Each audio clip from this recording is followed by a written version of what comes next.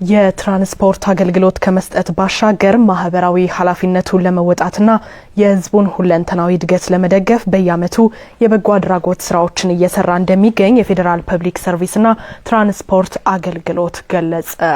የፌዴራል ፐብሊክ ሰርቪስና ትራንስፖርት አገልግሎት የስራ አመራሮችና ሰራተኞች የክረምት በጎ ፈቃድ አካል የሆነውን የመዋለ ህጻናት ግንባታ ማስጀመሪያ፣ የአረንጓዴ አሻራ ችግኝ ተከላና የትምህርት ቁሳቁስ ድጋፍ መርሃ ግብር በቀቤና ልዩ ወረዳ አከናውነዋል። ዝርዝሩን አስፈር ሙህዲን ከወልቂጤ ቅርንጫፍ ጣቢያችን አድርሶናል።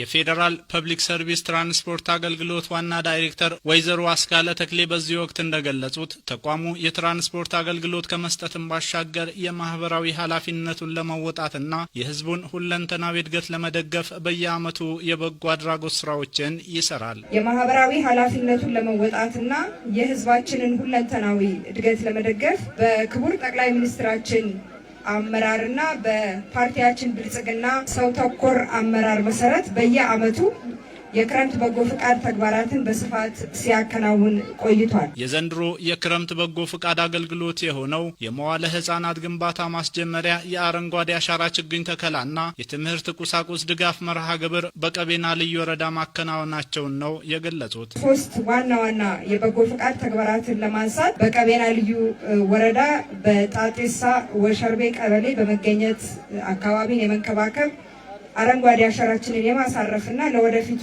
ትውልድ ለምለም እና ምቹ አካባቢን የማስረከብ ተግባራትን በደመቀ ሁኔታ ፈጽመናል። ለነገ ሀገር ተረካቢ ህጻናት ምቹ ዘመናዊ እና ጥራት ያለው የቅድመ መደበኛ ትምህርት አካባቢን ለመፍጠር የሚያስችለውን የመዋለ ህጻናት ትምህርት ቤት ግንባታ ፕሮጀክት በይፋ እናስጀምራለን። እንደዚሁም የትምህርት ቁሳቁስ ልገሳ ለነገዋ ሀገር ተረካቢ ተስፋ ለሆኑ ህጻናትና ተማሪዎቻችን የማስረከብ ተግባራትን እናከናውናለን። ዋና ዳይሬክተሩ አክለውም የአካባቢው ማህበረሰብ ላደረገላቸው ቀና አቀባበል በማመስገን በቀጣይም የተተከሉ ችግኞችን በመንከባከብ እንዲሁም በትምህርት ቤቱ ግንባታ ላይ የበኩሉን ድጋፍ እንዲያደርግ ጠይቀዋል። ደማቅ አቀባበል አይተናል። እጅግ በጣም እናመሰግናለን። በቀጣይ እነዚህ የተተከሉ ችግኞች እንክብካቤ እንዲደረግላቸው ህብረተሰቡ የሚጠቀምባቸው የሚጸድቁ የሚያድጉ እንዲሆኑ ህብረተሰቡ እንክብካቤ እንዲያደርግ እንደዚሁም በትምህርት ቤት ግንባታ ወቅትም ዛሬ የመሰረተ ድንጋይ አስቀምጠናል።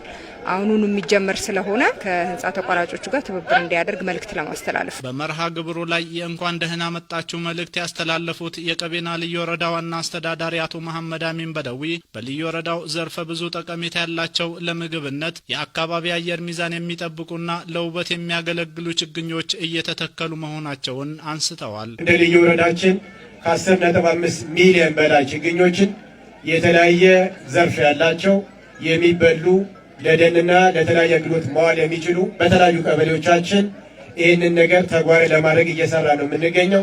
በዚሁ በልዩ ወረዳችን ደረጃ ላይ በአንድ ጀንበር ችግኝ ተከላ ከ204,000 ችግኞች በላይ የተከለበት ሁኔታ ነው ያለው። በሌላ በኩል የትምህርት ስብራትን ለመጠገን በልዩ ወረዳው በርካታ ስራዎች እየተሰሩ መሆኑን ያነሱት ዋና አስተዳዳሪው በተለይ መዋለ ህጻናት ላይ ልዩ ትኩረት ተሰጥቶ እየተሰራ ነው ብለዋል። በዛሬው ዕለት የፌዴራል ፐብሊክ ሰርቪስና ትራንስፖርት አገልግሎት አማካኝነት የተቀመጠው የመሰረተ ድንጋይ ግንባታው በአንድ ወር ውስጥ ተጠናቆ በ2019 የትምህርት ዘመን አገልግሎት እንደሚጀምር አንስተዋል። የቅድመ መደበኛ ትምህርት ቤት መሰረተ ድንጋይ ከእንግዶቻችን ጋር ስናወራ በአንድ ወር ውስጥ ግንባታ ተጠናቆ የሚያልቅ በ2019 የትምህርት ዘመን የዚህ አካባቢ ተማሪዎቻችን ቀጥታ እዚህ መጥተው የሚማሩበት ይሆናል የሚል ነገር እያያዘ ነው ያለ ነው። ከዚህ ቀደም በአካባቢያቸው ላይ መዋለ ህጻናት ባለመኖሩ ህጻናት ረጅም ኪሎ ሜትሮችን ያቋርጡ እንደነበር ያነሱት የአካባቢው ነዋሪዎች በዛሬው ዕለት የተቀመጠው የመሰረተ ድንጋይ እንዳስደሰታቸው ገልጸዋል። ነዋሪዎቹ አክለውም ትምህርት ቤቱ ተጀምሮ እስኪጠናቀቅ አስፈላጊውን እገዛና ትብብር እንደሚያደርጉ ተናግረዋል። ልጆቻችን በጣም ወንዝ ተሻግሮ ነበር የሚማሩት። ይገባሉ ወይ አይገቡም ወይ ወንዝ ይወስዳቸዋል ወይ በምን ይወርቃሉ በጫካ ውስጥ ምን ይሆናሉ ብለን በጣም በአሳብ ስብሮት ላይ ነበር። ደስ ብሎኛል። ልጆች ከዚህ በፊት 10 ኪሎ ሜትር እና 15 ኪሎ ሜትር እየሄዱ ነበር የሚማሩት። ይሄን እድል አምታችሁልናል። አላህ ትልቁን እጣ ፋንታችሁን ያስተካክለው። በጣም ደስተኛ ነን። ይሄ በማለታችን እድለኞች ነን።